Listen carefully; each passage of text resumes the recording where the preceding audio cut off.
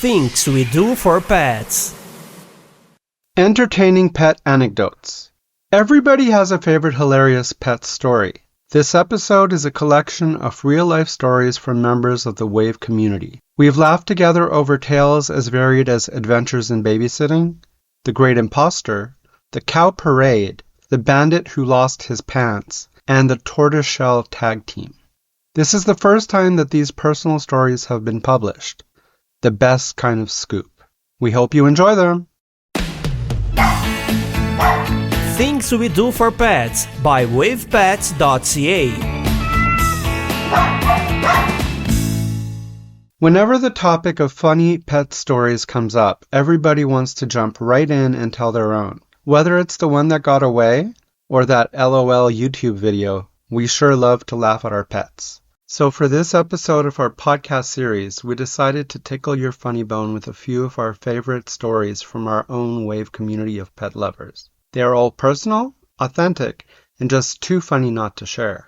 We'll call our first tale Adventures in Babysitting. Molly, one of our writers, was an excellent teenage babysitter. One of her regulars was a family down the street with 2 small children. An interesting feature of this neighbor's home was a huge aquarium in the basement. It was a beautiful L-shaped wall, probably 5 feet high, with an impressive collection of tropical fish and exotic creatures, the father's prized pets. There's one gig there that Molly will never forget. She had left the young boy of around 3 sitting on the floor playing with his miniature cars while she went to fetch his lunch. From the kitchen, she heard a loud crash. She raced back down the stairs to find a hole in the glass with water gushing out. She sprang into action with buckets, towels, and lots of duct tape. She saved most of the fish. It was the most serious incident she ever experienced while babysitting, but the tale lives on with the humor at the little boy's reaction. He was in tears. "Molly," he cried, "my cars are getting wet."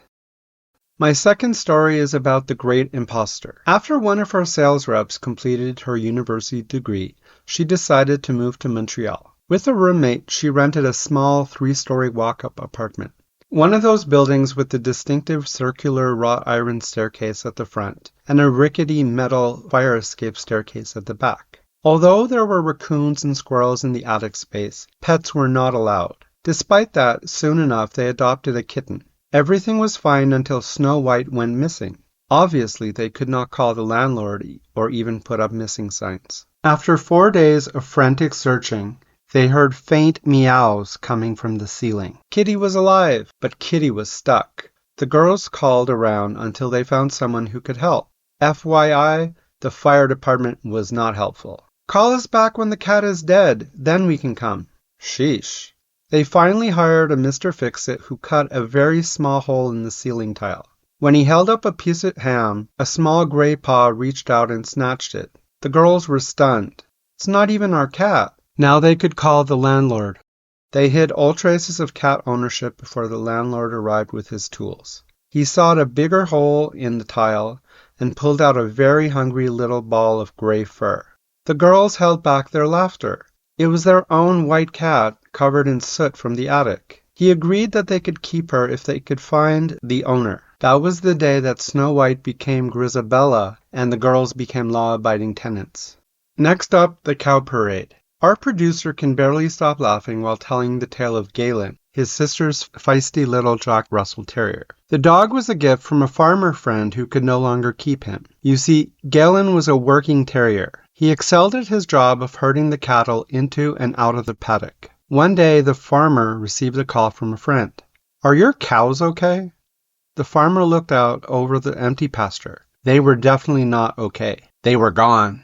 Farmer Joe jumped into his truck and drove into town. There, marching single file down Main Street, he saw his entire herd of cows with Galen in the lead. Traffic was at a standstill and a crowd had gathered to cheer them on. With some coaxing and help from traffic cops, Farmer Joe managed to U-turn Galen to bring the cows back home. That marked the end of Galen's big adventure, his final great escape, and also the end of his career on the ranch. Things we do for pets. And now the bandit who lost his pants. Our friend Kate has always loved animals. She worked part-time for many years for a veterinary clinic in a small Ontario city. Once she finished school and started a full-time job managing an apartment building, she was able to buy a small bungalow with a very big yard, a must for her pet family. That home quickly became a haven for pets who needed shelter with a heaping dose of TLC. Problem was, she had a hard time parting with foster pets who also never wanted to leave. Her brood kept growing. One day, while making a bank deposit for her company in the ATM vestibule of her bank, she was confronted by a young man demanding money. The robber appeared to be pointing a gun at her through his jacket pocket. Kate, always calm and very cool, turned to the would-be thief. "Dude, are you sure you want to do that?" When he repeated his demand, Kate made a subtle gesture and out came her favorite dog, Benny the Rottweiler. He had been sitting at her feet, out of sight, but completely alert and ready to jump into action at Kate's command. The dog lunged and the robber turned to flee, but not quickly enough. The rear end of his jeans were firmly clenched in the dog's teeth. Somehow the man was able to run away, but without the back half of his pants.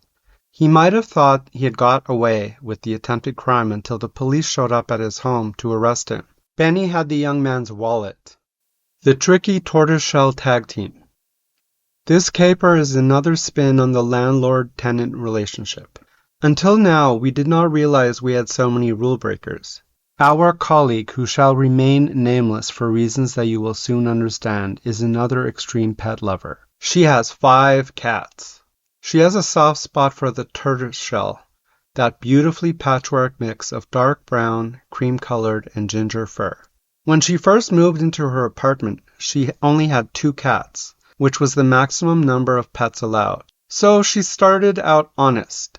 But soon enough, with rescues and adoptions, she worked her way up to 5.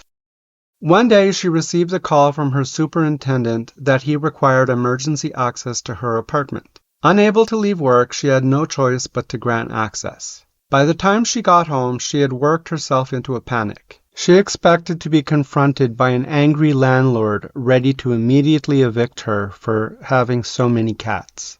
When she entered, only 1 cat came to greet her. A second cat was sitting on the lap of the super's wife, purring to the rhythm of the rocking chair.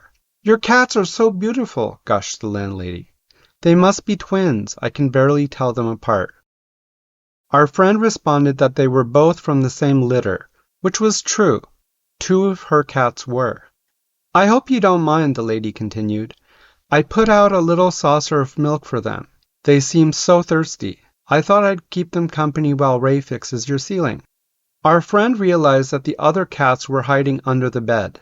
They obviously had come out only one at a time, and the landlady thought it was the same 2 cats each time. This handy technique has been used many times since then. Good thing she didn't shake the treats, she thought to herself. All the cats would have come running at once, and the gig would have been up for good. And finally, we cannot sign off without telling you about the cat burglar. There is a caveat to this story. It did not happen to one of us. I found it on the internet, so it must be true, right? I chuckle each time I think of it. It goes like this. A family starts to notice random objects in their backyard. A shoe, an old stuffed animal, a towel. You know, miscellaneous items that could have blown in with the wind. But the pile kept growing. Each morning something else arrived in the yard, the garage, or by the back door. The family suspected it was some kind of practical joke, especially when women's undergarments, a bicycle helmet, and a soccer uniform appeared.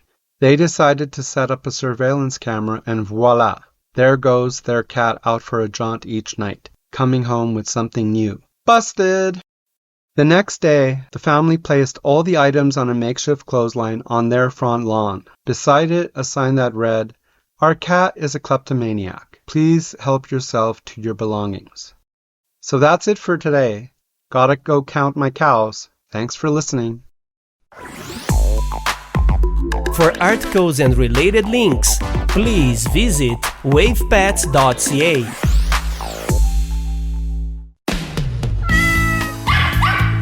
Things We Do for Pets is realized by BRZ Group Inc. This project was made possible through the generous support of Ontario Creates.